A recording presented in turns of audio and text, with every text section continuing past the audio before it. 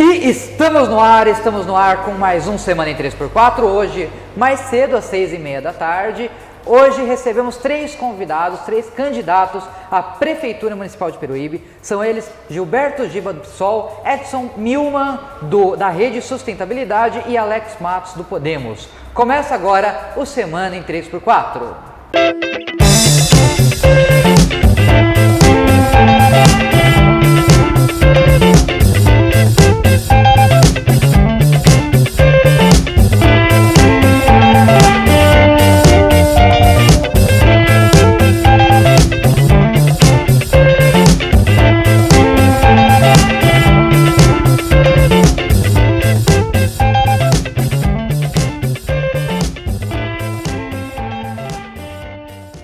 Estamos no ar com o Semana em 3x4. Nesse primeiro bloco a gente recebe aqui o candidato Gilberto Giba do PSOL, Partido Socialismo e Liberdade, isso mesmo, né? Muito prazer, candidato, prazer recebê-lo aqui no Semana em 3x4. Obrigado, uma boa noite a todos. Eu queria agradecer a presença aqui na BAS TV. É um prazer estar aqui representando o PSOL. Perfeitamente. A minha primeira pergunta é justamente sobre o PSOL. O PSOL hoje não é um partido que tem muita representatividade no Legislativo Municipal, certo? A minha pergunta vai nessa ideia. Como que o PSOL pretende trabalhar com tanta oposição na Câmara, ou qual é a ideia do partido do senhor para mudar esse cenário? Então, o PSOL é um partido novo aqui no município, né? É a primeira vez que a gente está disputando uma candidatura à prefeitura e nós estamos com 3 candidaturas à vereança. Por ser um partido pequeno, um partido novo, a gente está começando ainda, né? E nós sabemos enfrentar essa oposição na Câmara com diálogo, com muita conversa, mostrando também, trazendo as candidaturas do PSOL, elas trazem essa ideia do diálogo com a comunidade e de representatividade da população, da sociedade, das pessoas mais comuns, trabalhadores, professores, pedreiros, dentistas, profissionais liberais de todos os sentidos, empregada doméstica, o morador da periferia. A gente quer levar a voz das pessoas mais pobres da cidade, dos trabalhadores, para a Câmara e também trazer essa possibilidade do diálogo, explicar como funciona, o que faz um vereador, qual é a função do vereador, que ainda a gente caminha muito da democracia, muito devagar, ainda aprendendo as instâncias de poder.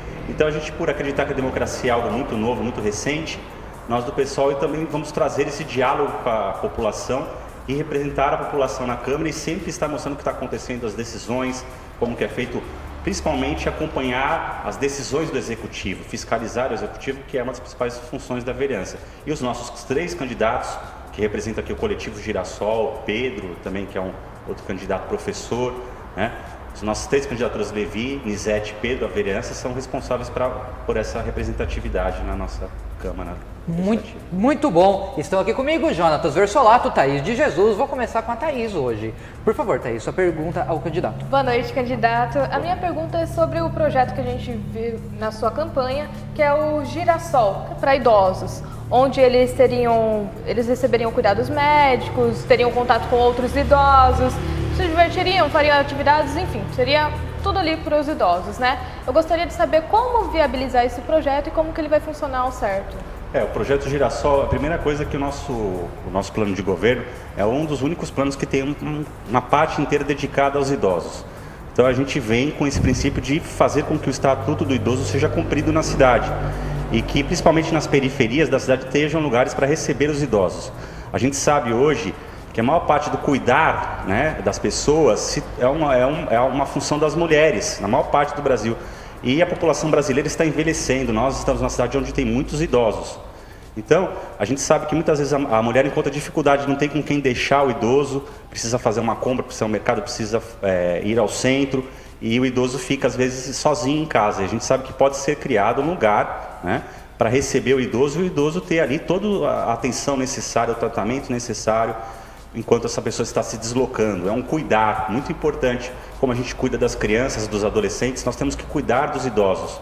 E respeito, né? Educar também as pessoas para respeitar os idosos. Tem mais campanhas educacionais nas escolas, orientando também os funcionários públicos em como lidar com o idoso. E a sociedade inteira, a gente acredita muito na educação como principal agente, o fator de transformação da sociedade. E nesses locais, o projeto Girassol tem a função de trabalhar a formação integral do idoso, né, dando acesso à cultura, arte, lazer, esporte. Então, atividades completas. Esse é um dos diferenciais do nosso plano de governo. Agradeço muito a pergunta. Como viabilizar isso financeiramente hoje com a gestão pública? Então, a gente sabe que a gestão pública no município ela tem uma função muito de terceirizar serviços e privatizar serviços. E a gente sabe que essas empresas que pegam a terceirização, a privatização, são empresas que visam lucro. Nós, do PSOL, somos totalmente contra isso. Nós acreditamos que quem deve gerar os empregos e criar as possibilidades é a própria prefeitura. E quem deve executar o trabalho, essa é a função de uma prefeitura, não visar o lucro. Então a gente sabe que se deixar de pagar essas empresas e a prefeitura mesmo realizar os serviços, eles podem ser feitos com qualidade, prestando serviço sem gerar lucro e melhorando a qualidade de vida das pessoas. Esse é o objetivo principal, né? Que o idoso, a criança, o adolescente tenham qualidade de receber uma educação, saúde de qualidade. E para isso, a máquina pública tem que funcionar sem visar lucro ou empresas que estão ali destinadas com o interesse de lucrar. E prefeitura e bem-estar social tem que estar voltado para uma outra finalidade, não é essa de gerar lucro para algumas empresas, alguns setores que são privilegiados na economia. Seria um projeto executável com servidores de carreiras concursados, é isso? Concursados, com certeza, pessoas profissionalizadas para estar ali atendendo essas pessoas e com certeza com um atendimento de qualidade, que é o que a gente foca. Perfeitamente. Jonatas Versolato, a sua pergunta ao candidato Gilberto. Primeiramente, boa noite. Boa noite. O Sebrae tem sido um parceiro aqui em Peruíbe para o atendimento da demanda dos micros e pequenos empresários, né? Com parceria com o Paticine e com o Procon. A minha pergunta é como fazer com que essa parceria não perca o ritmo? Nós estamos num momento de muita desvalorização do ensino no Brasil, né? A gente vê pelas esferas estadual, federal, é um momento crítico da história do país, né? Vem essa onda contra a ciência, um momento de muito retrocesso no país, corte de gastos na educação, cortes de gastos no Fundeb. Então é um momento muito sério para a educação no Brasil. E na educação profissionalizante não deixa de ser diferente. Essa falta de investimento é porque os governantes eles esqueceram de construir mais escolas, mais universidades. Nós estamos numa cidade que não tem universidade pública, por exemplo, né? Mais ainda do que o ensino técnico, a gente tem que pensar no ensino superior. Filho de pobre tem que ir para a universidade. Quando o filho de pobre começou a ir para a universidade, começou a incomodar os ricos. Rico não quer que o pobre estude. Não é só o ensino técnico. O ensino técnico está preso lá na década de 80, no modelo fabril. Hoje o que gera mais emprego não é mais as fábricas. O que gera mais emprego é o setor de serviços, de comércio e outros setores que vão surgir de acordo com as mudanças tecnológicas. Então a gente não pode só se prender a essa base. E outra coisa, aquela ideia, para o filho do pobre sempre aquela coisa da profissionalização, do trabalho, do emprego. E o filho do rico não, o filho do rico estuda, vai até a universidade, depois vai fazer curso fora do país.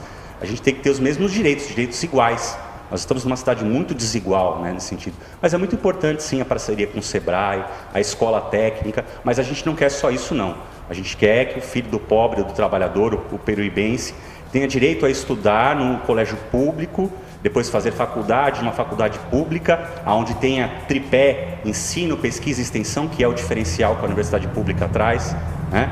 Então a gente quer mais, a gente quer não só... A gente quer estudar, a gente quer cultura, a gente quer lazer, a gente quer tudo que é permitido para uma população crescer e se desenvolver e se emancipar. Como instaurar uma universidade pública numa cidade como Peruíbe, com um contingente tão baixo de habitantes, em parceria com o governo federal, que querendo ou não, hoje é oposição?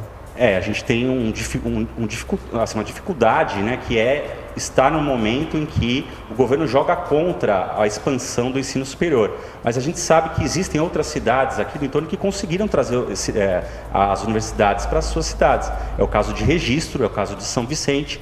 E a gente sabe que Peruíbe é muito similar a algumas cidades do interior de São Paulo que têm universidades do mesmo porte, do mesmo tamanho. Então é possível ter uma unidade, sim, aqui funcionando, e nós vamos dialogar com quem for necessário para atrair essa universidade para cá. A gente sabe que isso movimentaria o mercado imobiliário, movimentaria o comércio, traria também um tipo de turismo diferenciado para cá e também geraria um arcabouço cultural, intelectual na cidade, que é algo que fica para gerações futuras, Então isso é muito importante, a gente luta por isso. Eu venho da universidade pública, eu venho da Unesp de Rio Claro, né? Eu acredito muito na educação pública, sempre estudei minha vida inteira em escola pública. Então eu acho que seria um diferencial para a nossa cidade e para a nossa região, né? Para a Baixada Santista, para o Vale do Ribeira.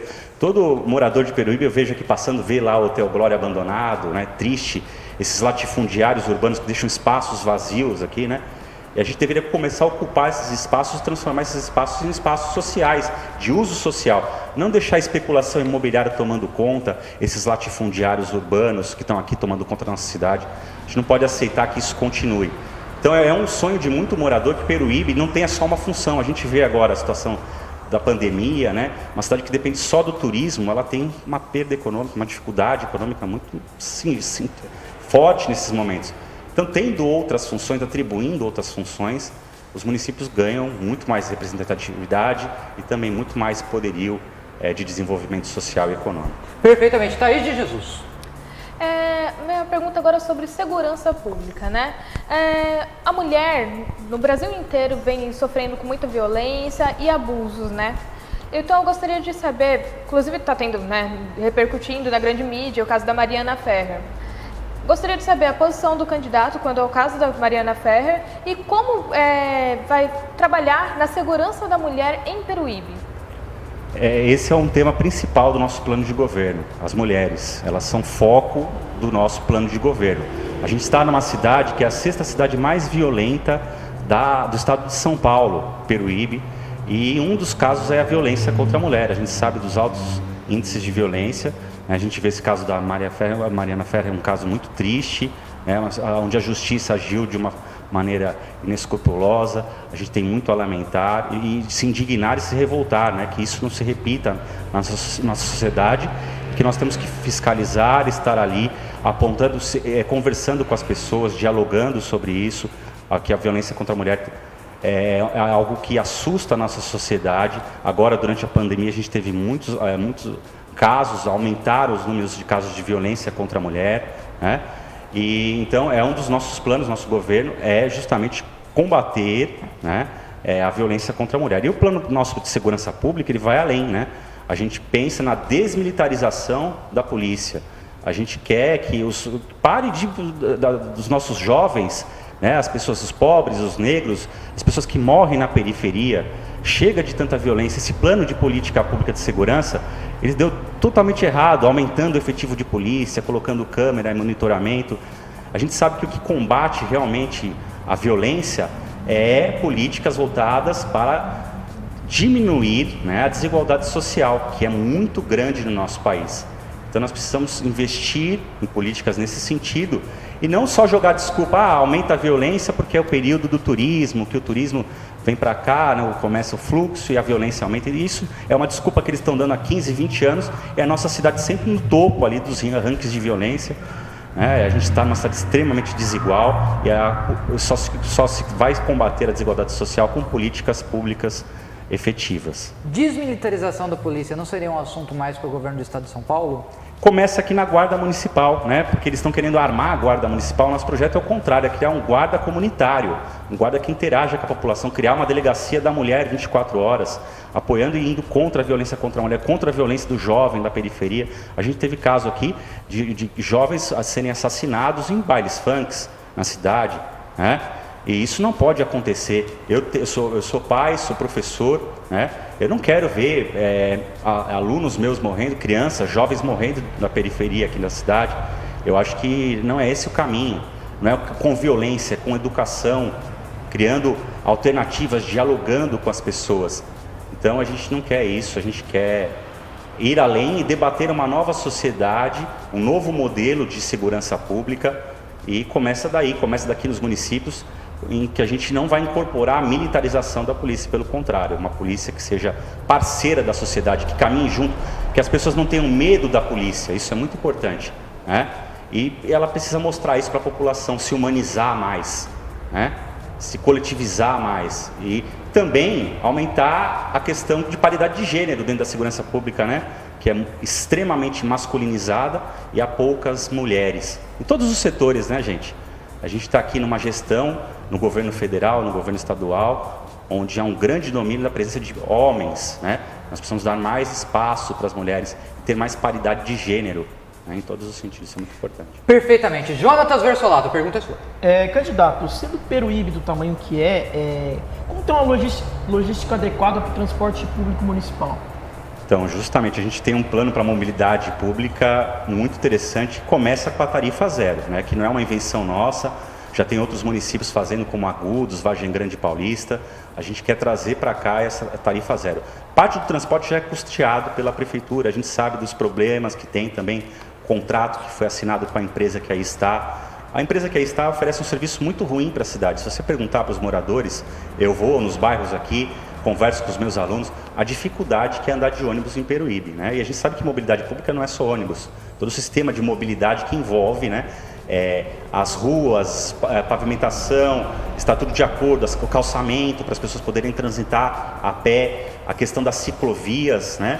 As ciclofaixas. Eu, por exemplo, fui atropelado aqui em frente a esse canal de TV com meu filho de 3 anos, de bicicleta. Eu estava aqui um domingo de manhã, um carro me atropelou com meu filho e jogou a gente aqui e fugiu. Abandonou a gente aqui atropelado, eu estava na ciclofaixa e simplesmente foi um impacto para mim, para o meu filho. E acontece muito atropelamento porque a ciclofaixa ela não traz segurança para a pessoa que está transitando de bicicleta. A gente precisa construir ciclovia, onde a pessoa que está andando de bicicleta se sinta segura. E bicicleta é um transporte muito importante para a nossa cidade. Além de ter drenagem correta da ciclovia, né? Além de ter iluminação na ciclovia, isso é muito importante. E com o transporte público, o ônibus aqui, nós precisamos mudar todo o roteiro, reconstruir os roteiros. O ônibus não chega em vários lugares onde tem moradores. A gente sabe que também o ônibus precisa melhorar a qualidade do transporte. A gente é a favor de trazer combustíveis alternativos, ônibus elétrico, que polua menos para a cidade, e municipalizar, se possível, a empresa de ônibus também. Já tem vários municípios fazendo isso e seria algo inovador para a cidade. O ônibus tem que ser o cartão postal da cidade, né? Fazer o corredor de ônibus, Luciano de Bona. Nós temos um projeto muito bacana, acompanhe, leia o nosso plano de governo sobre mobilidade urbana, tem uma live também muito interessante sobre isso, e que vai inovar o sistema de transporte em Peruíbe. Muito bom. Como implantar uma tarifa zero sem onerar mais ainda a LDO do município? Ótima pergunta. Como eu falei, a empresa que está aqui, ela visa lucro, né? A Jundiá é uma empresa terceirizada, ela oferece um serviço de má qualidade, todo mundo sabe disso, não é novidade, né? E, além disso, a prefeitura já custeia parte do transporte. Então, a ideia é não ter essa empresa que onera, que busca o lucro, uma empresa municipal que não visa lucro, né? E a gente pode pegar recursos de outros lugares. Um IPTU progressivo, por exemplo, né? Ele pode arrecadar recursos para o transporte. As multas de trânsito podem ser vinculadas ao transporte. Então tem como buscar verbas em outros setores e a própria verba que já existe ser utilizada para a tarifa zero. A ideia é rescindir o contrato com a Jundiá, lembrando que a Jundiá tem um contrato de 10 anos aqui em Peruíbe que foi feito no fim da gestão da Ana Preto. Então a ideia é sim, a gente ir nas instâncias jurídicas, a conversar com a população, até levantar um plebiscito, algo que for necessário para a gente mostrar para o Ministério Público, para as instâncias jurídicas. A gente acredita na justiça nesse país, apesar de tudo, desses impasses aí, que é possível sim, quando o transporte não é de qualidade, ele ser rescindido o contrato. Não há investimento, há pouco investimento na cidade por essa empresa. Então tem vários fatores que combinam para que ela... E aí até uma dica para você que está aí nos vendo, telespectador, né? Você veja o que está acontecendo. Quando terceiriza um serviço, como é difícil depois para a prefeitura ficar cobrando que aquele serviço melhore. Se é a própria prefeitura executando, já é totalmente diferente. Então, privatiza, fala que o serviço vai melhorar e não melhora. Veja os bancos, são privados, o serviço é ruim. Fique numa fila de banco. Eu peguei várias filas de pé, várias filas de banco. Então, vários serviços privados, eles não são bons. Você paga taxa sobre taxa e é mal atendido, é negligenciado, é um atendimento desumano. Então, assim, cai aquela ideia de que privatizar alguns setores que são fundamentais para as pessoas é importante. É um exemplo da maternidade, né? Maternidade tá aí, né, para ser aberta, mas, né, já tem uma proposta das pessoas que querem passar por uma empresa gerir, né? E nós, do pessoal, somos totalmente contra. A função do executivo é administrar a saúde, é administrar a educação. é administrar transporte, isso é essencial, é fazer obra de saneamento básico na cidade, não é ficar recapeando o lugar que já está asfaltado, não é só dar infraestrutura para condomínio fechado, que são esses feudos aí do século XXI. Aqui na nossa cidade tem esses monte de condomínio fechado, passe em frente deles, veja o progresso e o desenvolvimento lá no Alaga, lá os melhores lugares da cidade, e as pessoas mais pobres estão jogadas nos bairros das periferias, abandonadas, sem saneamento básico, sem energia, sendo uma situação precária. Isso não pode acontecer na nossa cidade. Tem gente aqui que tem muito dinheiro, nós precisamos taxar os ricos e educá-los, os ricos. Nós estamos num momento de pandemia, onde os ricos estão lucrando cada vez mais e os pobres cada vez mais pobres. Nós não podemos aceitar isso. Nós temos que taxar os ricos. Precisamos mudar a história do nosso país e educá-los para que eles saibam dividir os lucros dele. Chega de egoísmo, chega de avareza, certo? É o momento de a gente olhar para a população mais pobre e atendê-la. Muito bom. Indo nessa seara, o senhor disse que uma das propostas do senhor, no plano de governo está dito, é a implementação de um centro de referência especializado para a população em situação de rua. A pergunta que fica é, como implementar? Quais os custos disso, como funcionaria a logística disso e como funcionaria também com aqueles moradores que já estão com drogas ou viciados, enfim, e que não gostariam de ter essa ajuda, como convencê-los? Então, a gente vê muito trabalho do Padre Júlio, por exemplo, em São Paulo, que é um trabalho muito bonito de acolhimento às pessoas, né, em situação de rua. Nosso município tem uma questão, que nós temos as pessoas que residem aqui em situação de rua e temos também um fluxo de pessoas que passam por aqui durante a temporada ou em outros momentos e estão também em situação de rua. Então nós temos que ter um lugar para atendimento dessas pessoas. Nós não temos nesse momento na cidade.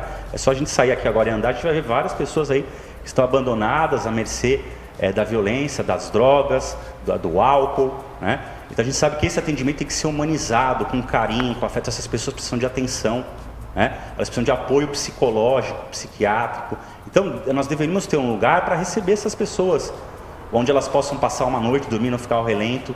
Aqui é um lugar que chove muito, né? Então tem que ter um abrigo para essas pessoas, e nesse abrigo ter assistência médica, alimentação. Nós estamos num momento de pandemia, por exemplo, que a gente não viu aqui em nenhum momento a prefeitura abrir as cozinhas públicas para distribuir alimento para as pessoas. Pelo contrário, né? Aconteceu esse momento de pandemia, né? Aí as merendeiras das escolas, por exemplo, foram todas demitidas porque a empresa é terceirizada. Em vez de você abrir as escolas e distribuir alimento para as pessoas estão passando fome. É um momento sério. Então precisaria estar essas cozinhas funcionando e distribuindo alimentação, né? Quando você pensa em dar R$55 para um jovem que está ali em situação de pobreza, para ele se alimentar durante o mês inteiro, como o governo do estado de São Paulo está fazendo, uma prefeitura faz, é muito pouco. Um saco de arroz é R$30. Né? Você achar que um adolescente, uma criança, come com R$55 por mês, me desculpa, governador Dória, me desculpa aí o prefeito Luiz, não dá. O seu filho come com esse dinheiro? Você achar que... E ainda não é para todos, isso que é pior, né? É para alguns ali que estão em situação mais de dificuldade econômica que foi oferecido. É muito triste isso, né? Então a gente pensa até na possibilidade de ter um restaurante popular na cidade, como é o Bom Prato. Por que não chega aqui essas coisas que precisam ter na cidade? Garantia, não pode ter gente passando fome. Não pode, a gente não pode aceitar na nossa cidade, no nosso país, no nosso estado, pessoas passando fome. Isso é inadmissível e nós vamos lutar para que no nosso governo aqui em Peruíbe seja instalado aqui no município um lugar de atendimento às pessoas em situação de rua. Muito importante. Tá certo. Jonatas Versolato, sua pergunta.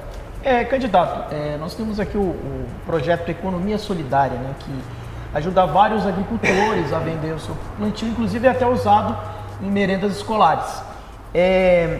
Como o senhor pretende desenvolver esse projeto no seu governo? Como que ampliar, de repente? A primeira coisa é conversar com esses grupos que já tem. Inclusive, eu sou consumidor da economia solidária, é um grupo que eu respeito bastante e é um grupo que a gente dialoga bastante, né? Também no nosso, do PSOL. Acreditamos que essa é uma saída para a cidade.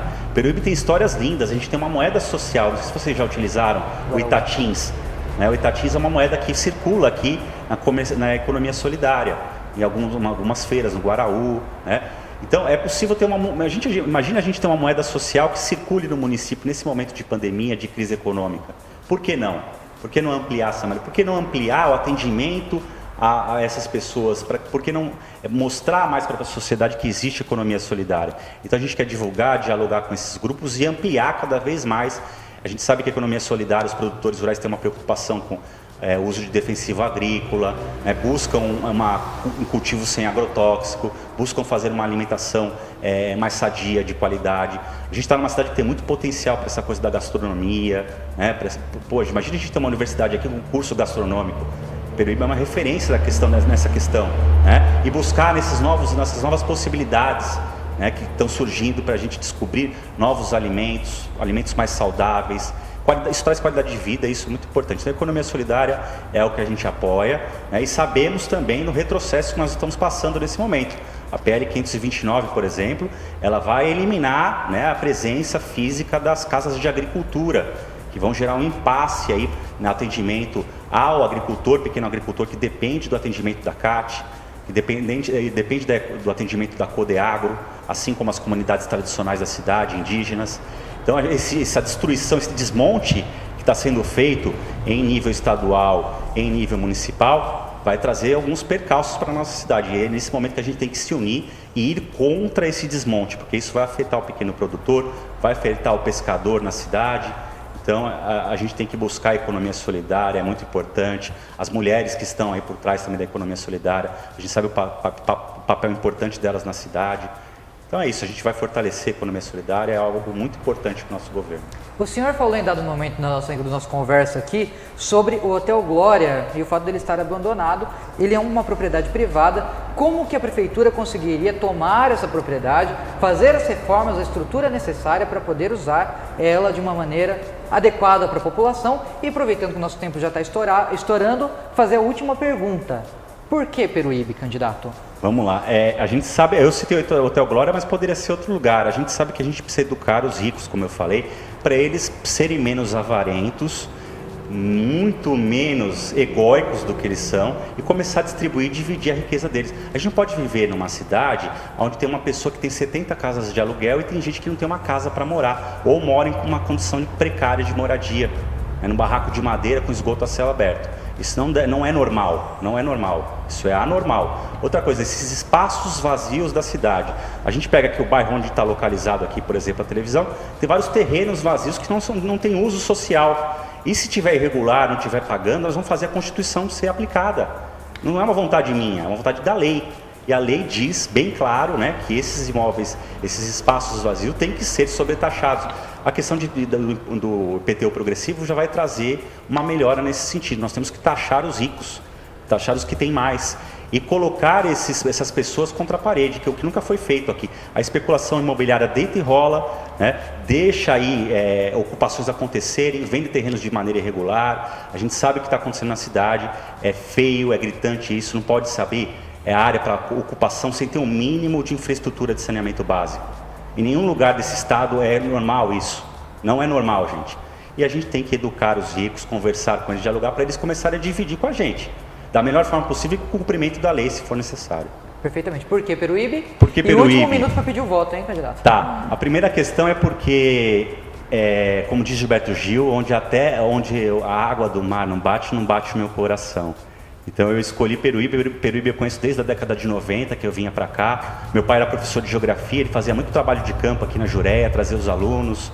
E eu comecei a vir para cá, acampar, me apaixonei pela cidade, mas só fui retornar aqui depois de ter ido para o interior de São Paulo, estudar. E quando veio um concurso público para professor, eu escolhi Peruíbe, porque é uma cidade que eu gosto muito, tenho muito amor, muito carinho. Já estou aqui já aí 13 anos, né, aqui em Peruíbe, trabalhando na periferia da cidade, no mesmo colégio, no colégio estadual Dr. Francisco Pereira da Rocha. Gosto muito da comunidade, gosto muito do povo daqui, aqui que meus filhos nasceram, aqui que eu sou feliz. Aqui é uma cidade linda, que tem muita coisa para melhorar, e é a minha função agora, como servidor público, e como pessoa de luta, de esquerda, ir e mostrar para as pessoas que é possível uma pessoa comum também ser candidata. Né? Aproveite para pedir seu voto, que o tempo está acabando. E assim, eu peço para vocês que no dia 15, né, vocês votem 50, votem no PSOL, votem nos vereadores do PSOL. Acredite, pessoal, nós vamos mudar essa cidade. As pessoas do povo têm que ocupar o poder. Venha, procure o PSOL, se filie ao PSOL, leia as nossas ideias. O socialismo é possível, nós vamos mudar essa cidade. Vote 50, vote PSOL, Marielle presente. Uma boa noite a todos, todas e todos. Eu estou aqui por vocês, é isso. Vamos nós na luta e viva a esquerda, é 50 na cabeça dia 15. Muito obrigado. Esse foi o candidato Gilberto Giba, foi o nosso primeiro entrevistado dessa noite, que vão ter 3 convidados. No próximo bloco, Edson Milman, da Rede Sustentabilidade, e às 7h30, logo mais, Alex Matos, do Podemos. Voltaremos daqui a pouquinho com mais Semana em 3x4.